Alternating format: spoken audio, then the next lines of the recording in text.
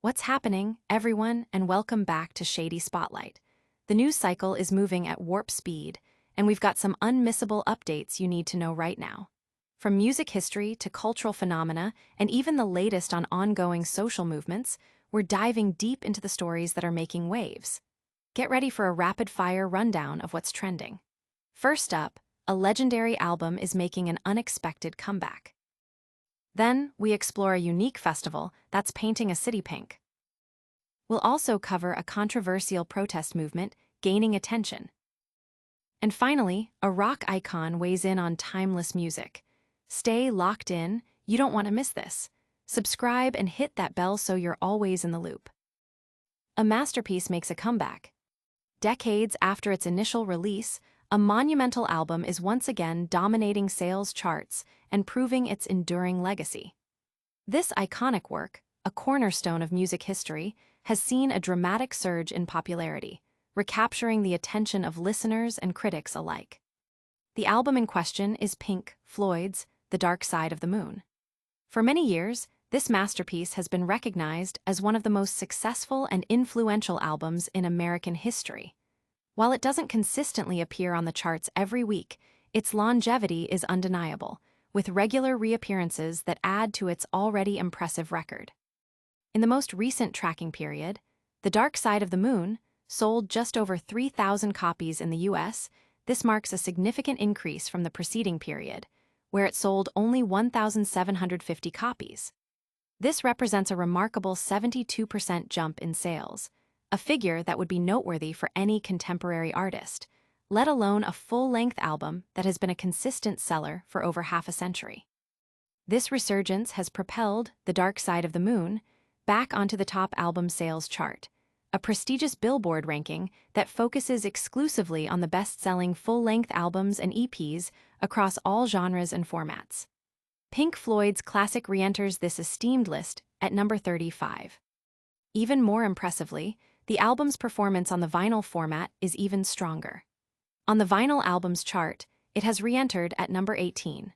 This is particularly significant given the album's status as one of the most important and critically acclaimed rock releases of all time, a testament to the enduring appeal of its sound and artistry. While The Dark Side of the Moon may not have been a consistent presence on these specific charts recently, its cumulative weeks on these rankings are staggering. As of the latest data, the album has spent an astonishing 360 weeks on the vinyl albums list and an incredible 515 weeks on the top album sales chart. These numbers underscore its deep and lasting impact on the music industry and popular culture.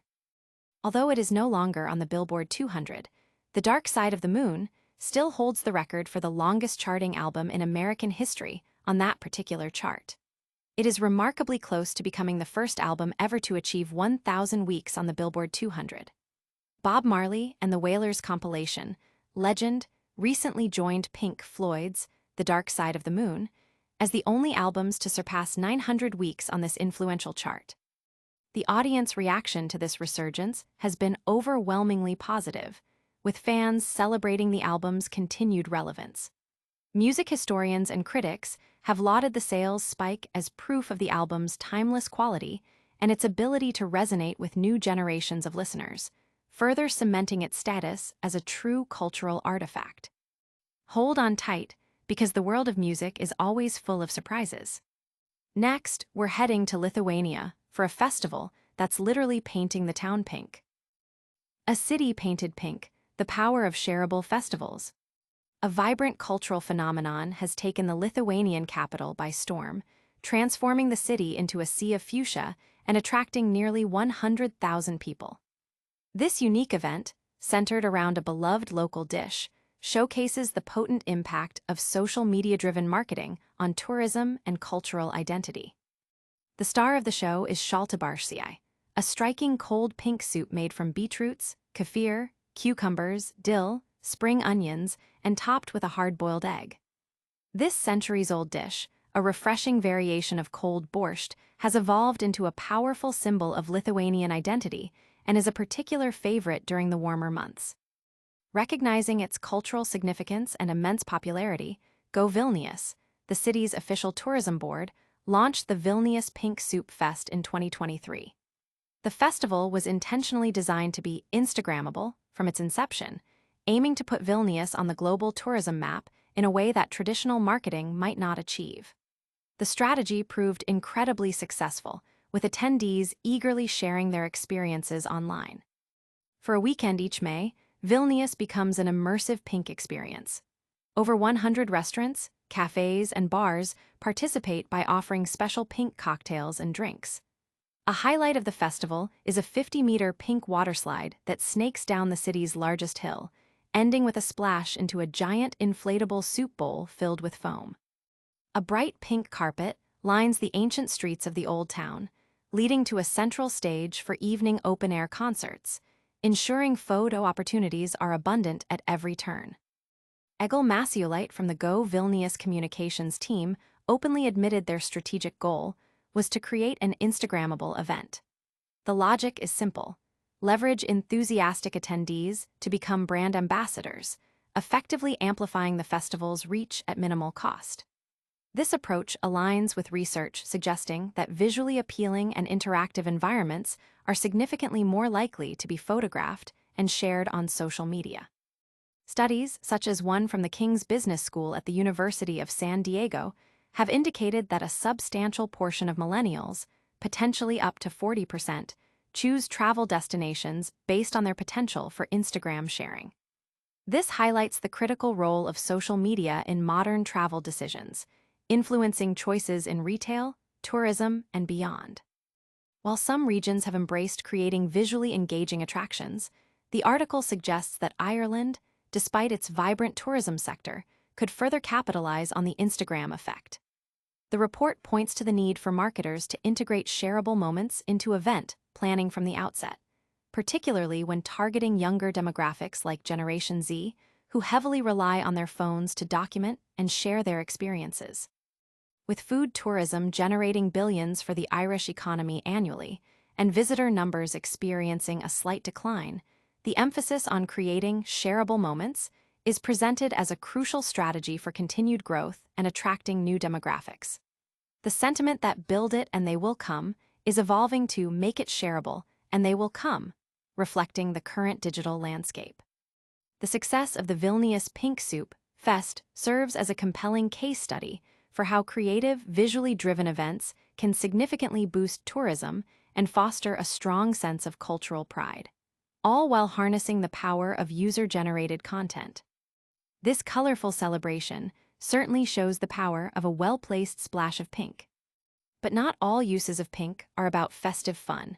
Our next story dives into a more controversial movement making headlines.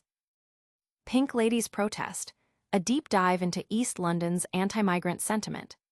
A group of women, self-dubbed the Pink Ladies, are persistently protesting at an East London hotel housing asylum seekers, vowing to continue their campaign until the facility is shut down. This movement, characterized by its distinctive use of pink flares and England flags, has ignited a heated debate about immigration policy, community safety, and political alignment in the UK.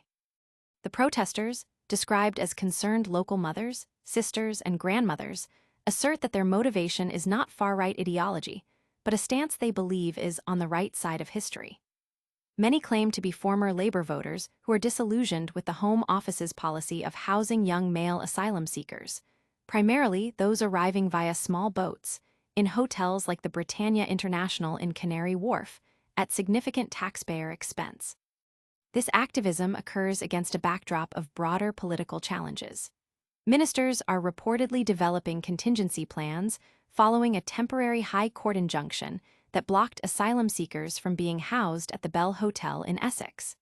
The situation has created a political dilemma for Labour leader Sir Keir Starmer, with several Labour-run councils reportedly considering similar legal challenges. The Bell Hotel has been the site of numerous demonstrations, exacerbated by a specific incident where a resident Hadush Gerberslacey Kabadu, 38, was charged with the sexual assault of a 14-year-old girl, which he denies. Protesters in Tower Hamlets, near the Britannia Hotel, expressed similar fears of potential incidents. Last Sunday afternoon, 6 arrests were made outside the Britannia Hotel as clashes erupted between protesters and metropolitan police officers. Some demonstrators were seen setting off pink flares and displaying England flags, actions that have drawn both support and criticism. Lorraine Kavanagh, 70, a charity worker and a founder of the Pink Ladies, articulated the group's stance. "We don't hate these people. I can't hate someone I don't know. What I hate is the system. This government is supposed to be protecting us, and they're not." This sentiment highlights a perceived failure of the state to prioritize the safety and well-being of its citizens. Another protester, identified as Pamela, shared concerns for her elderly mother. "I have to make sure my 84-year-old wheelchair-bound mother locks her doors because people go around and walk in. I'm here to protect the elderly, not just the children. Our community." Both Pamela and Kavanagh criticized the government's expenditure on housing asylum seekers while also cutting essential services like the winter fuel allowance and facing a crisis in the National Health Service.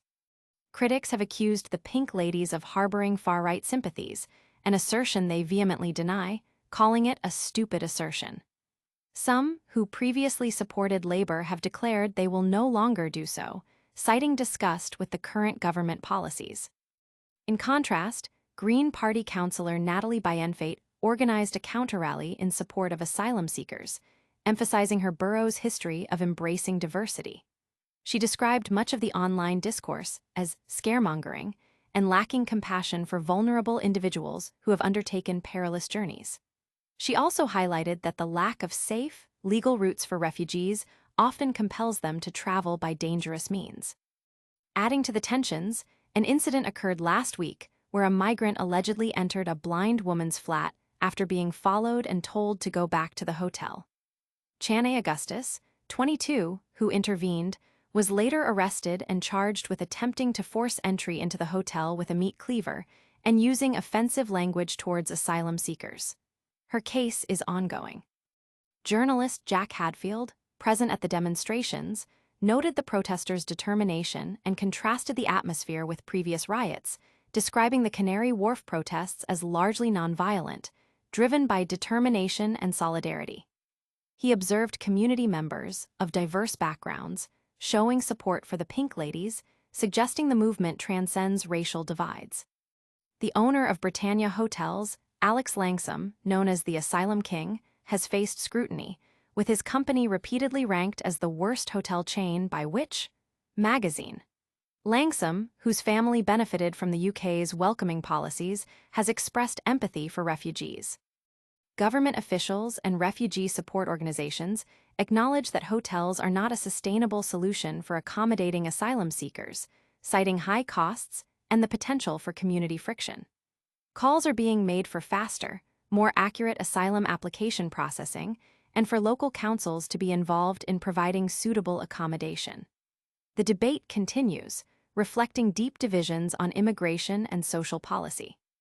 These protests highlight the complex social issues surrounding migration and community response. Now, let's shift gears from current events to the enduring power of music, as a legendary rocker looks back at his band's greatest hits. Roger Waters picks timeless Pink Floyd albums. Legendary bassist and songwriter Roger Waters, a pivotal figure in the iconic rock band Pink Floyd, has shared his thoughts on which of the band's albums have truly stood the test of time. In a recent conversation, Waters identified 4 albums that he believes continue to resonate with new generations, cementing their status as all-time greats. Waters, known for his distinctive lyrical and conceptual contributions to Pink Floyd's most celebrated works, was definitive about 3 of the albums, calling them undisputed classics. The 4th, however, came with a slight reservation, indicated by a notable maybe. Despite this, he included it in his selection of enduring masterpieces.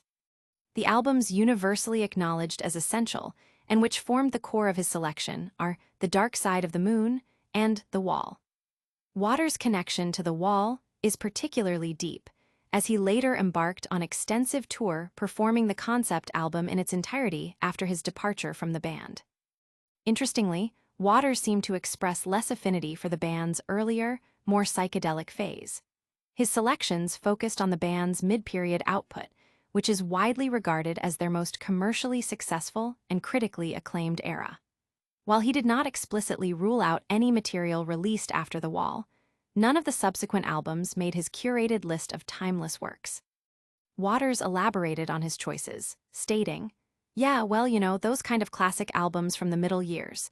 The Dark Side of the Moon, Wish You Were Here, The Wall, whatever, Animals maybe, they do seem to have stood the test of time, and they do seem to have affected successive generations in a way, in a good way."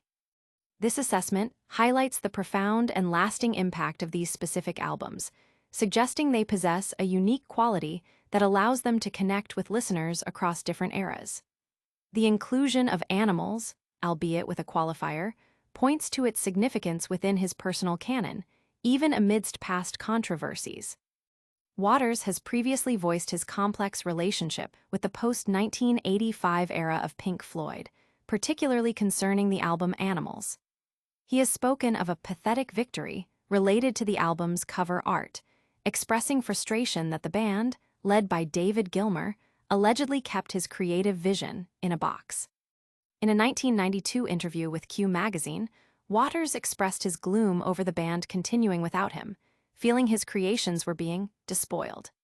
He recounted a moment by a river where he felt powerless, noting his one pathetic victory was ensuring the iconic inflatable pig on the Animals cover had testicles added, a detail he felt gave him some control over the imagery. Despite these past grievances, Waters' acknowledgement of these four albums as timeless pieces of work underscores their monumental status not only within Pink Floyd's discography, but also in the broader landscape of rock music history. The enduring appeal of The Dark Side of the Moon, Wish You Were Here, The Wall, and Animals continues to captivate audiences, proving their lasting power and influence. From legendary albums to iconic festivals and impactful protests, it's been a packed show. We'll be right back after this break with a quick recap of today's top stories. And that's a wrap on today's Shady Spotlight. We saw Pink Floyd's The Dark Side of the Moon surge back onto the charts, a Lithuanian festival paint a whole city pink, protests by the Pink Ladies in London, and Roger Waters' take on timeless rock classics. Don't miss out on future updates, like this video, subscribe to Shady Spotlight, hit that notification bell, and let us know your thoughts in the comments below. Follow us on all socials for more.